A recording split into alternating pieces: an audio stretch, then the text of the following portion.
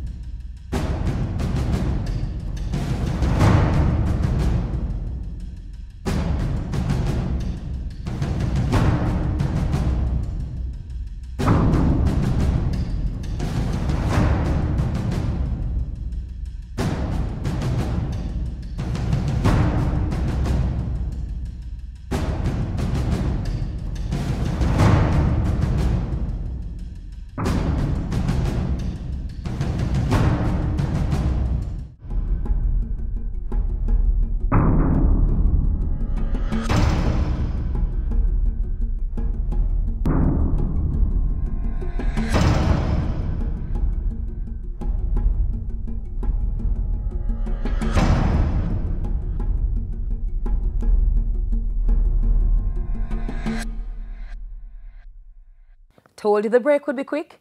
In a little while, we'll introduce you to a new message of inclusiveness and caring through the AIDS Healthcare Foundation's I Am Somebody campaign. Just a teaser. But first, it's over to the news desk for today's stories.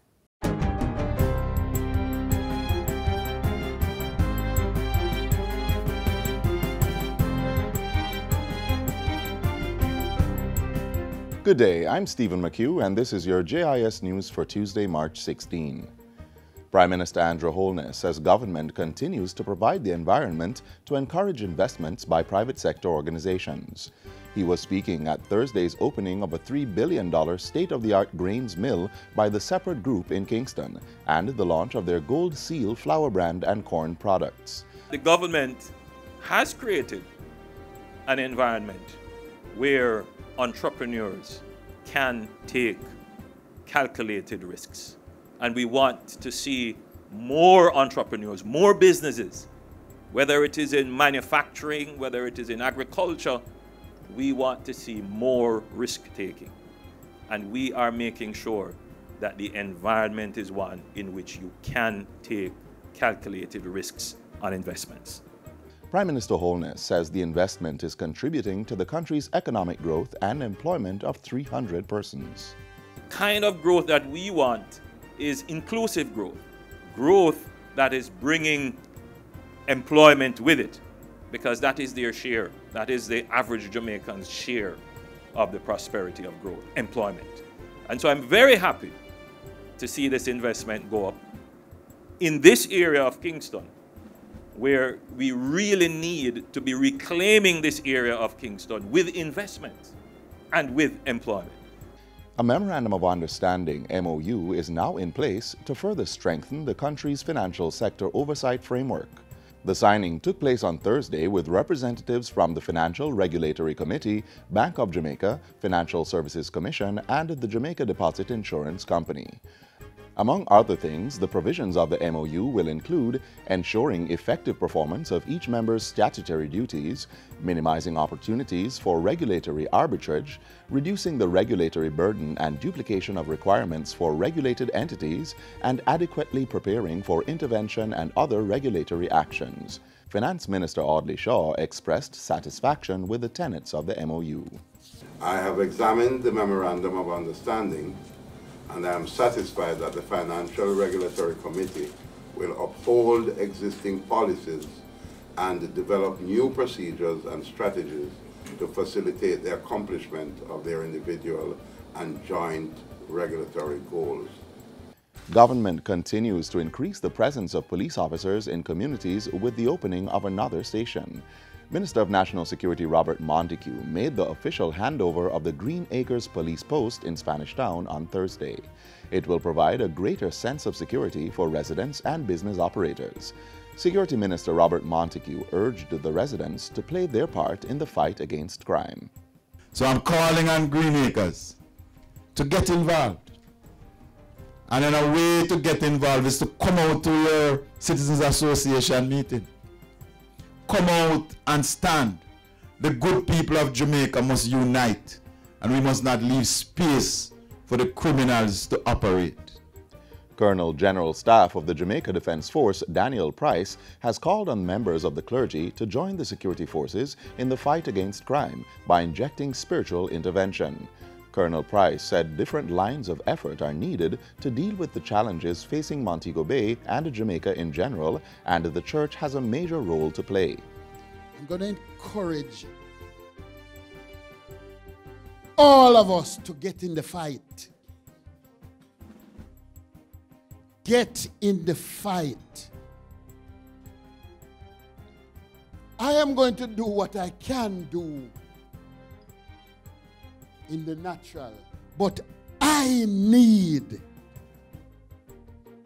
for you to do your part in the spiritual. Colonel Price was delivering the main address at the Supernatural Encounter Jamaica Prayer Breakfast in Montego Bay recently. Supernatural Encounter Jamaica is a two-day crusade in response to calls by the government for the church to assist with the problems facing the country. It will be held in the second city from April 20 to 21. And finally, the government of Jamaica has taken steps to develop the Spanish offerings in higher education institutions through a signed Memorandum of Understanding (MOU) with the Shortwood Teachers College and the Spanish Agency for International Cooperation Development. The MOU will provide training of student teachers in Spanish by lecturers from Spain. Education Minister Ruel Reid says not only will this initiative continue the government's mandate of transforming training at the tertiary level, but it will foster greater relevance and global competitiveness in the sector. We have to develop this capacity for multilingual capability to be able to navigate in this new global age. So that is what we're doing to make sure that Jamaica is having a first-class competitive workforce to be able to lift the development that we all aspire for our country. And that's it for JIS News Today. I'm Stephen McHugh. Thanks for watching.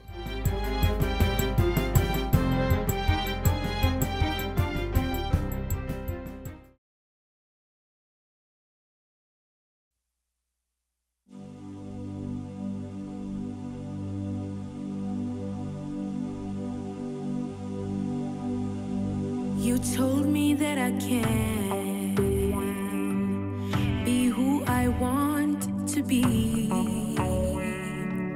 You say that I'm the future, free to rule my destiny. You said that if I work hard, I will succeed. You said my rights were protected, and I believe. You told me you'll be there in my time of need, but you didn't tell me of all this exploitation, selfishness and greed. I am somebody, part of a human family. I'm the future, can't you see? Don't turn your back on me.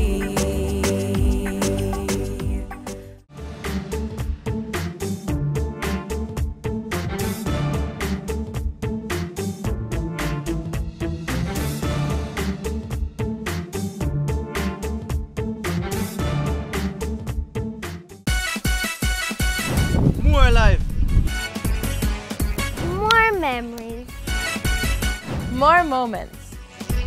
Jamaica Moves is a call to action to prevent non-communicable diseases. Get active, eat healthy. You can protect yourself from high blood pressure, obesity, asthma, certain cancer diseases, and more.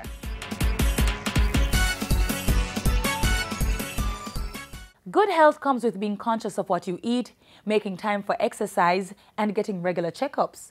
But even with all that, at some point you likely need to seek medical care. If you are using public health facilities, government wants to ensure that only the best care is provided. Just take a look at the plans for its new budgetary allocation.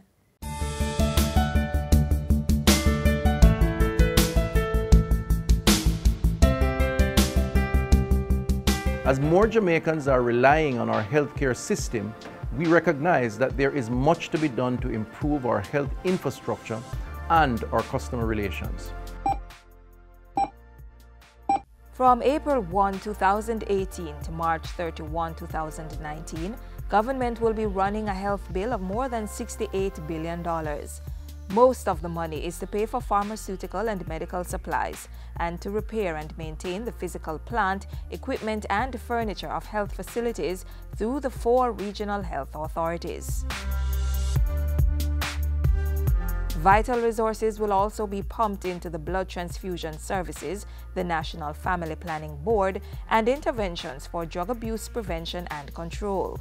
The National Council on Drug Abuse started its marijuana public education campaign in July, and this will run for at least 1 year. This is aimed at discouraging our young people from smoking marijuana. The Ministry of Health is also contributing to the operating costs of the University Hospital of the West Indies, and a healthy-sized allocation is designed to maintain first-world competence of Jamaica's health practitioners through training. We're taking active steps to ensure that you visit our facilities, you're comfortable with the physical plant, and that you're treated with the respect and dignity that you deserve. From its own coffers and with the support of Jamaica's bilateral and multilateral partners, government will be commencing or continuing 5 health development projects in the new financial year. 2 of them provide intervention to reduce HIV infection rates, end discrimination, and cover treatment and counseling for infected persons. Remember, prevention is always better than cure. To ensure that mothers and their newborns have the best shot at a long, healthy life is a continuous concern for the government.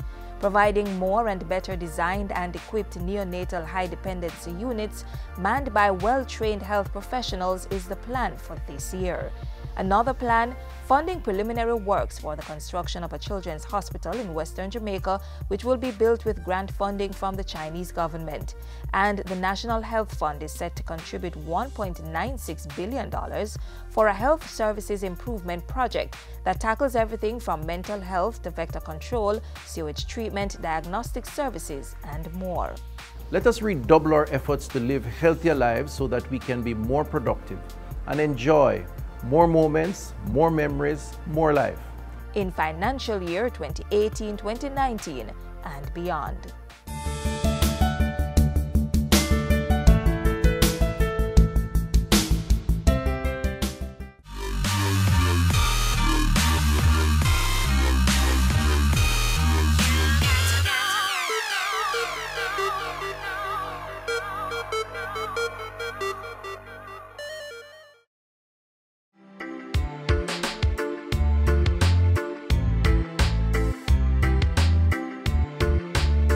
There are many fears and misconceptions about giving blood, some of which we'll be dispelling for you today.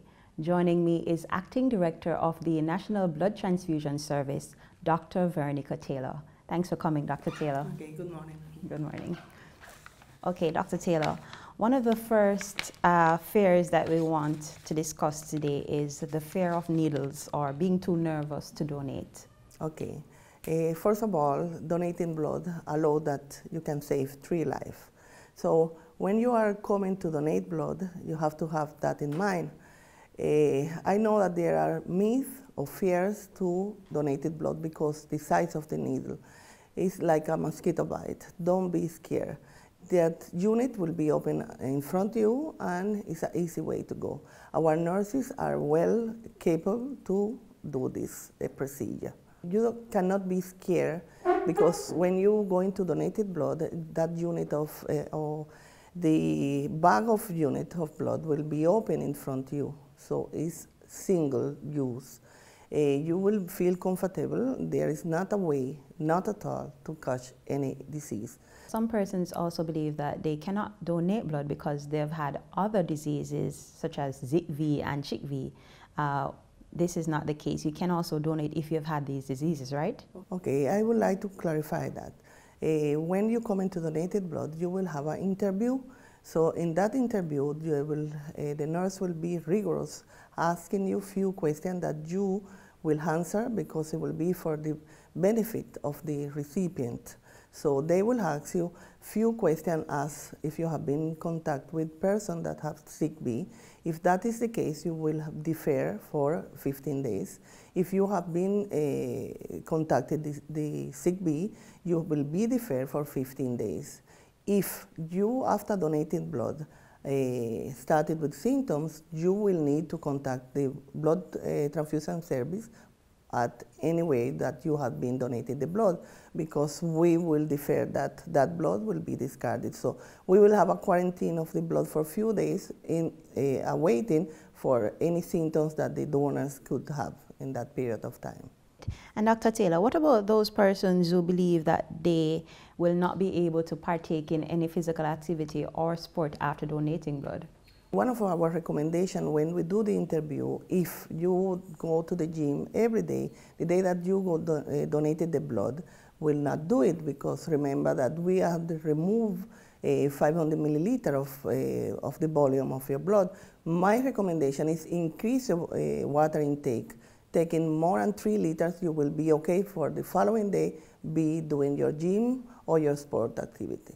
That's great. And what about those persons who believe that they will not have enough blood after giving blood, so they avoid giving blood in its entirety? What I would say, your bone marrow, removing 500 milliliters will hyperactive and will put in place in the, again, you need your red cell, your platelet, and your white blood cell. So nothing to worry about.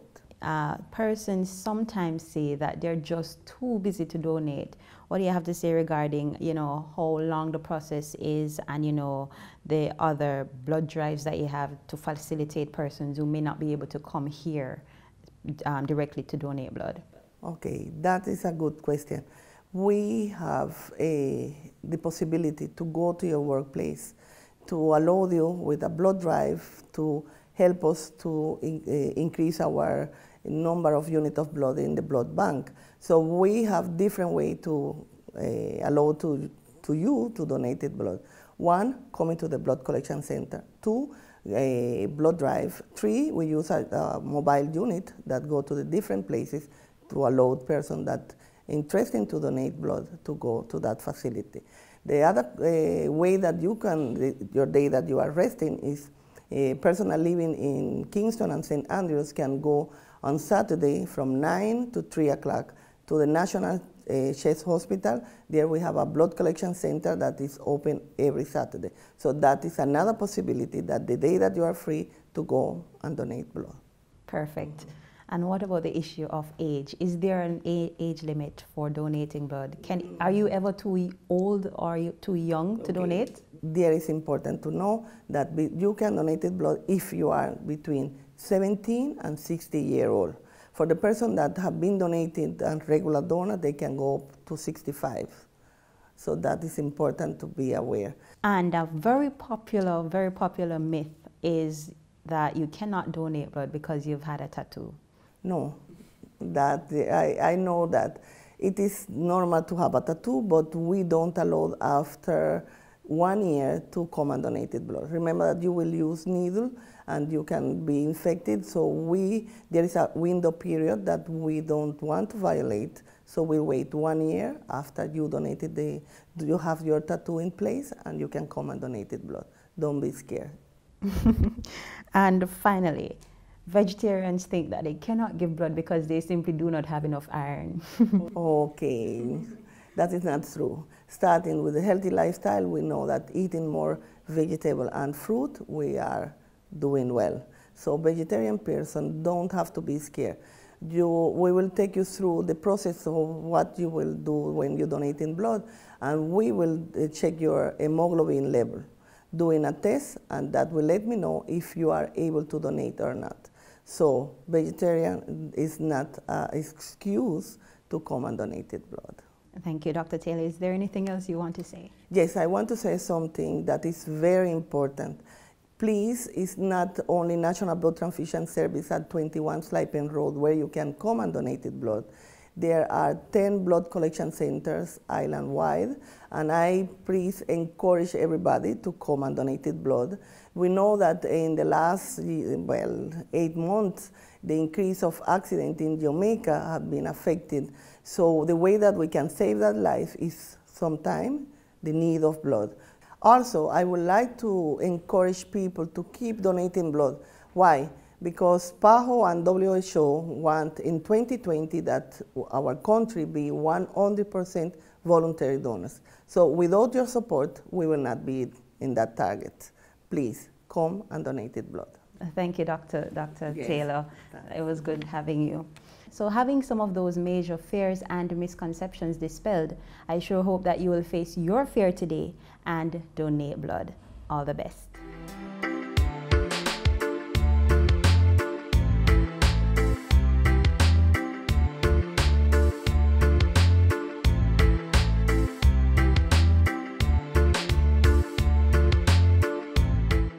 No, son. A verb is an action word.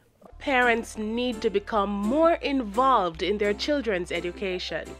Parents are the first and in many cases the most important teachers. Read with your children. Review their schoolwork. Visit their school.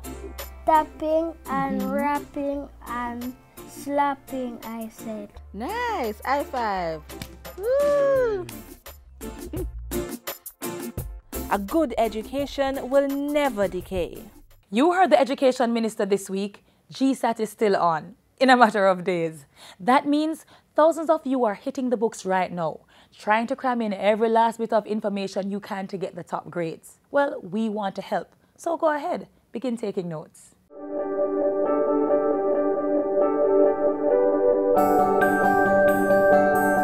It's that time again when thousands of youngsters across the island are in high preparation for the Grade 6 Achievement Test, GSAT. Young Jonathan Morgan, while at Hosanna Preparatory in St. James, was putting in last-minute work in order to be ready. Well, it paid off. He scored 100% in all 5 papers. For me, it was really rough. It took a lot of hard work, and I'm a person who likes to relax a lot. So, for someone who likes to chill out, what strategies did Jonathan use to come out on top? Studying for me was about finding the right studying method. So what I would normally do is, when I come home from school, just read over my notes a couple times. I would most times read it aloud because I'm primarily an auditory learner. So I would read it aloud first, then explain it to myself mentally, and then explain it out loud, and that would help a lot. As an auditory learner, or one who learns best by listening, that was Jonathan's approach to studying at home. What strategies did he use in the classroom? So, as an auditory learner, one of the main things that I had to do was pay attention in class, because I could just pay attention in class and was able to do well on a test that we had. I didn't really, reading, I'm not a person who likes to read. I prefer someone reading to me. We caught up with another top GSAT performer for 2016, Jessica Sims, a former student of St. Richard's Primary. She found out that her learning style was mostly kinesthetic. That is, she learned best while carrying out physical activities. I learn faster while moving around. So sometimes I sketch and I learn faster by doing that. The most important thing to do is use a highlighter when studying to highlight keywords in your studies or book. I also made side notes, like to summarize everything. Sometimes I twirl my hair, and like I'm more engrossed in my studies when I do that. And I also made a schedule per week. If you'd like to know your learning style and the corresponding study tips, check out websites such as learning-styles-online.com. Now, Once you've identified which studying style suits you, it is important to practice constantly, especially for subjects like math. Math wasn't really a problem for me, but some topics, like especially fractions, I've had problems with fractions ever since I was in grade 1. Fractions have been giving me problems, but I had to keep on practicing it and practicing it and practicing it until I got it right. And also, one of the problems that I had is that I didn't know my timetables, and it was hard for me to learn my timetables. The method that worked for me is that I had to keep on saying it over and over again until the sound got stuck in my head, and that helped me with everything. Everything just fell in place once I knew my timetables. I got familiar with the math principles for like profit and loss. Also, I studied very hard and practiced the principles. But as everything else in life, balance is important. When I came home from school, I took about an hour just to relax. An hour just to relax. After that, I would start my homework and probably take a break after. When I'm finished with my homework, take a break to eat and then relax again. After that, I would probably study, but I don't like to study for more than 2 hours. So yes, I wouldn't recommend studying for longer periods than that without taking a break, and I always try and get about 7 to 8 hours of sleep. While teachers have an important role to play in getting youngsters prepared for the exams, parents are also integral. They need to supervise their children as closely as possible and work along with them, and keep in touch with the teacher. The teacher-parent relationship is very good, so they have to keep in touch with the teacher as well. My parents were very supportive. My parents, I consider myself a very lazy person, so my parents were always there to get me back into line and say, okay, Jonathan, yes, you have to do this. And they were always there in case I didn't understand a topic. They would always try their best to explain it to me. And they would always tell me that only my best is good enough. And they would say that I can do all things through Christ who strengthens me. On the night before the exam, what should you as a GSAT student be doing? Believe it or not, experts say that's not the time to be studying. The night before exam, I would advise them to just relax, watch a movie or something like that, play their favorite game, just relax. Right now you're just preparing mentally. You need to be as calm as you can. Just always remember that just do your best. Only your best is good enough. On the day of the exam, here are some helpful tips. Check over, recheck, check again. That's when you're going to see the mistakes that you made. That's when you're going to think twice about the answer that you put down. Time management is very important. And also the proper nutrition is also important. I would advise parents do not give them things like soda to drink. It is not healthy. I stayed calm. I would breathe that deeply. So there you have it. You can master GSAT.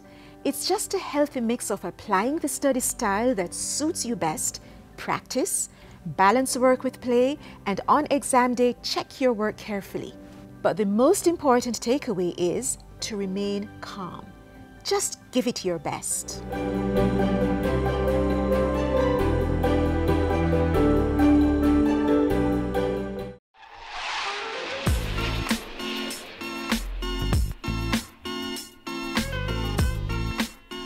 Well, that's about all the time we have to spend with you today. Thanks for your attention. You've often heard us say your feedback is welcomed. That's not just a line. We want to hear from you. So please, let your voices be heard through email or on our social media pages. See what else we have to offer at the heavily trafficked GIS website and enjoy the many videos on our YouTube channel. Until the next installment, I'm Carrie-Ann Smith. Be good.